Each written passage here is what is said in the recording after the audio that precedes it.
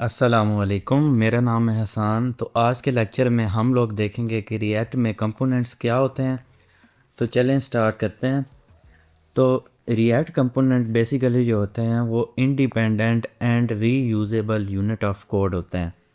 React component जो होते हैं वो इंडिपेंडेंट और रीयूजेबल यूनिट ऑफ कोड होते हैं। अभी आपको कैसे समझ आएगा, तो उसके लिए आप ये डायग्राम जो है ना वो देखो।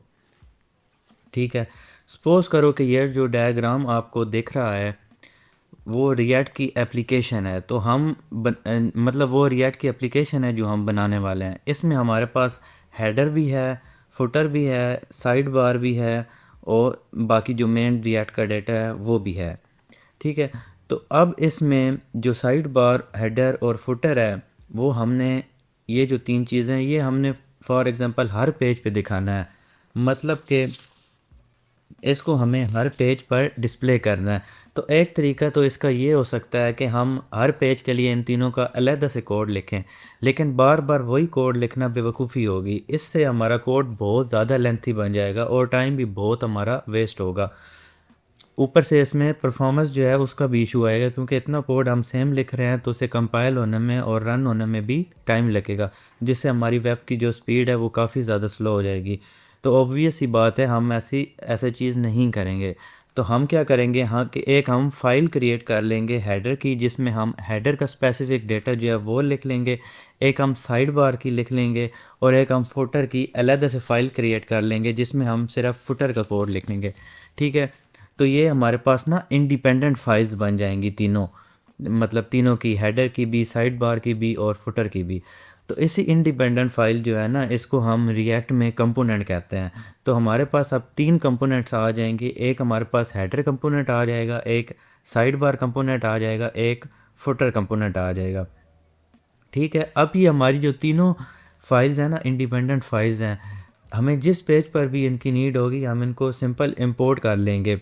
तो ये रीयूजेबल भी हैं। तो ऐसा पीस ऑफ कोड, ये डेफिनेशन आप देखो, ऐसा पीस ऑफ कोड जो कि इंडिपेंडेंट भी हो और रीयूजेबल भी होता हो, वो हमारे पास रिएक्ट कंपोनेंट कहलाता है।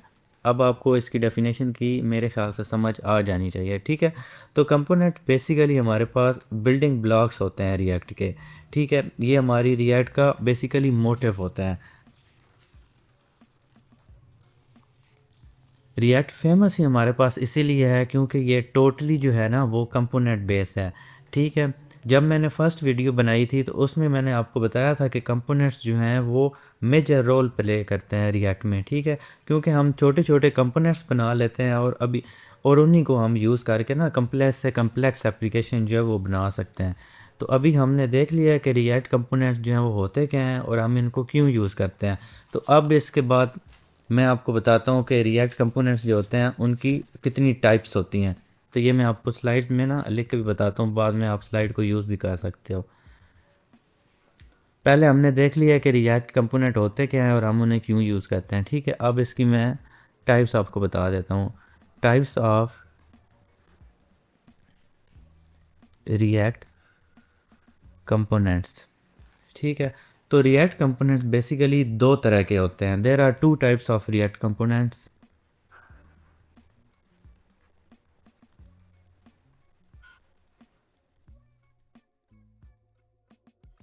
ठीक है, तो सबसे पहली जो इसकी टाइप आ जाती है हमारे पास, just give me a second. सबसे पहली जो हमारे पास टाइप आ जाती है वो हमारे पास आ जाता है क्लास कंपोनेंट, और दूसरा हमारे पास आ जाता है फंक्शन कंपोनेंट।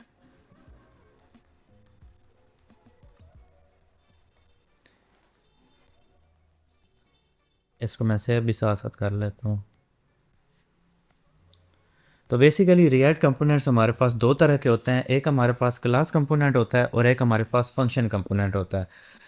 तो ये दोनों आपस में रिलेट नहीं करते। क्लास कंपोनेंट और फंक्शन कंपोनेंट जो हैं वो आपस में मतलब ना रिलेट नहीं करते। ठीक है, तो अगर आपको ना सिर्फ एक कंपोनेंट का भी पता हो ना, तो आप पूरी रिएक्ट एप्लीकेशन जो है वो आप बना सकते हो। ठीक है, लेकिन आपको शर्त यह है ना कि आपको इनमें से जो एक कंपोनेंट आता हो वो आपको पूरा अच्छी तरह से आता हो, उसमें आपको कोई कन्फ्यूजन ना हो। ठीक है,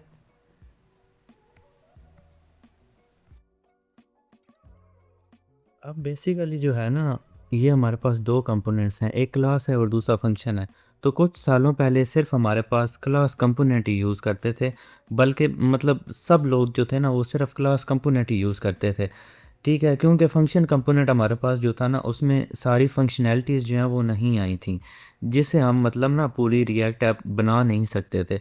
इसलिए जो भी रिएक्ट ऐप का न्यू वरी मतलब जो भी रिएक्ट ऐप बनती थी ना वो क्लास कंपोनेंट से ही बनती थी, क्योंकि इसमें सारी फंक्शनैलिटीज़ जो है ना वो ऑटो होती थी। तो लेकिन अब ना जो रिएक्ट ऐप का न्यू वर्जन आया है, इसमें इसके अंदर ना जो फंक्शन वाला कंपोनेंट है इसमें काफ़ी ज़्यादा अपग्रेड जो है ना वो आ चुके हैं। तो अब हम फंक्शन कंपोनेंट्स को यूज़ करके ना वो वाले सारे टास्क हम परफॉर्म कर सकते हैं जो हम पहले सिर्फ क्लास कंपोनेंट को यूज़ करके कर सकते थे। ठीक है, तो इसलिए ना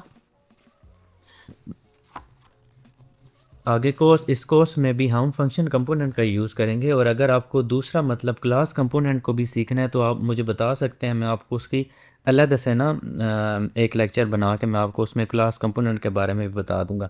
लेकिन अभी के लिए मैं आपको सिर्फ वही बता रहा हूँ ना जो हम खुद यूज़ करेंगे। ठीक है, तो अभी इसका मैंने आपको थोड़ा बहुत थ्योरी का बता दिया।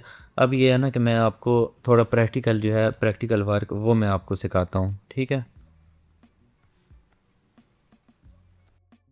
अच्छा, अब ना मैं सबसे पहले आपको बताता हूँ कि कंपोनेंट हम क्रिएट किस तरह से करेंगे।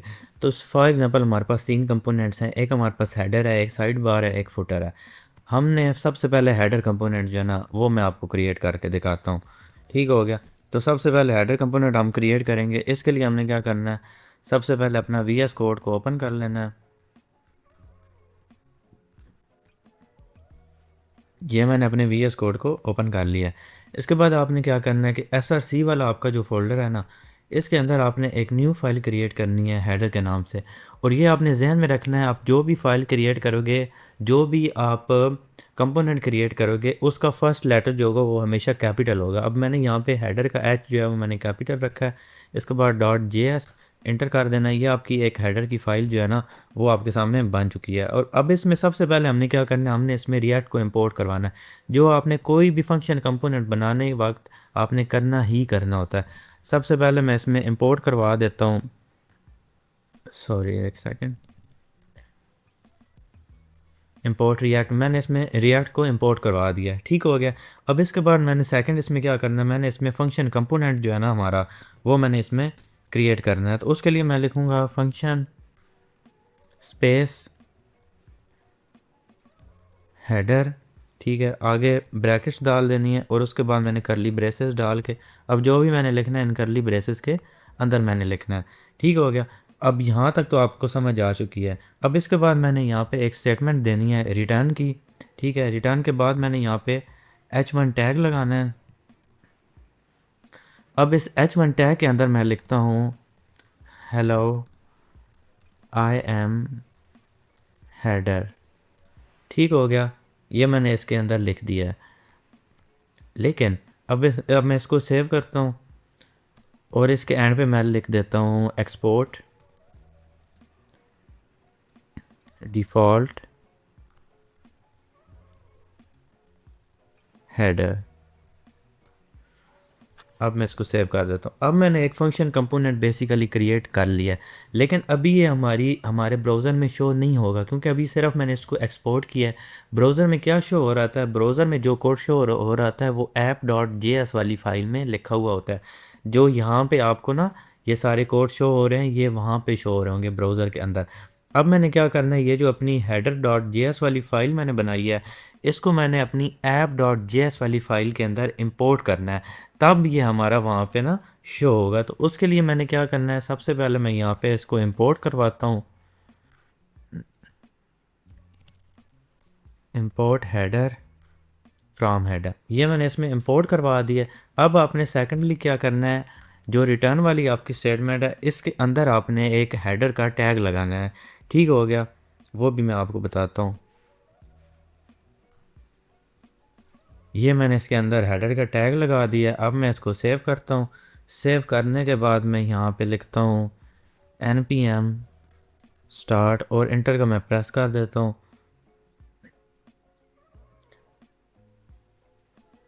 अब आप देख सकते हैं कि यहाँ पे जो मैंने हेडर में लिखा था हेलो आई एम हेडर, वहाँ पे हेडर शो हो चुका है। तो इसका मतलब ये है कि हमारा जो फंक्शन कंपोनेंट है पहला वो हमारा क्रिएट हो चुका है। मैं यहाँ पे कुछ भी और लिखता हूँ, जैसे हेलो आई एम हेडर के नीचे मैं कुछ भी लिख देता हूँ। फॉर एग्ज़ाम्पल मैं लिखता हूँ learn React with Hasan Ali, और इसको मैं सेव करवाता हूँ। यहाँ पे भी ये खुद चेंज हो चुका है, learn React with Hasan Ali. तो इस तरह से आप सिंपली तौर पे फंक्शन कंपोनेंट को क्रिएट कर सकते हैं, ठीक है। इसमें कोई इतनी मुश्किल वाली बात नहीं है, आप बिल्कुल इजी तरीके से ना इसको क्रिएट कर सकते हैं, ठीक है। तो आज के लेक्चर में हमने कंपोनेंट्स के बारे में बेसिकली देखा है कि कंपोनेंट्स क्या होते हैं। फिर हमने देखा है कि कंपोनेंट्स की कितनी टाइप्स होती हैं। कंपोनेंट्स की बेसिकली हमारे पास दो टाइप्स होती हैं, एक क्लास कंपोनेंट होता है, एक फंक्शन कंपोनेंट होता है, ठीक है। और हम मेनली इस कोर्स के अंदर सिर्फ फंक्शन कंपोनेंट का ही यूज़ करने वाले हैं। फंक्शन कंपोनेंट को ही यूज़ करके हम अपनी रिएक्ट ऐप जो है ना वो फुली तौर पे बनाने वाला है। अगर आप लोग चाहते हो कि आप लोगों को मैं क्लास कंपोनेंट के बारे में भी एक अलग से लेक्चर दूं, तो आपने मुझे लाजमी व्हाट्सएप में बताना है। मैं आपको फिर ना क्लास कंपोनेंट के रिलेटेड भी बता दूंगा कि क्लास कंपोनेंट क्या होता है और इसको हम किस तरह से क्रिएट करते हैं। मैंने अभी के लिए आपको आपकी आपकी आसानी के लिए इसलिए सिर्फ फंक्शन कंपोनेंट ही बताया है, ताकि आपको ना इजी से समझ आ जाए। इसके बाद हमने इसमें देखा है कि हमारे पास कंपोनेंट्स बेसिकली होते क्या हैं। तो मैंने आपको एक पेज का डायग्राम बना के समझा दिया कि कंपोनेंट्स हमारे पास बेसिकली क्या होते हैं। अब इस स्लाइड में मैं एक और स्लाइड भी ऐड कर देता हूँ, जिसमें मैं लिख देता हूँ रूल्स। अब रूल्स में सबसे पहले हमने रूल क्या देखा था कि फर्स्ट लेटर ऑलवेज कैपिटल,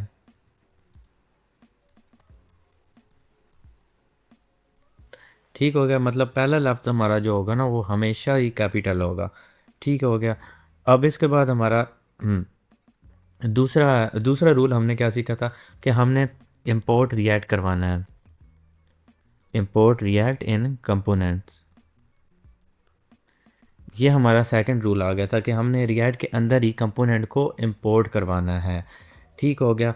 उसके बाद क्रिएट करना है हमने फंक्शन को,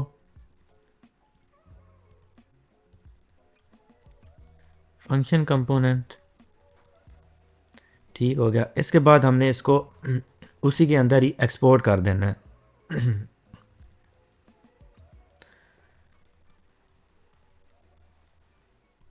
ठीक हो गया, इसको मैंने उसी के अंदर ही मतलब एक्सपोर्ट कर देना है।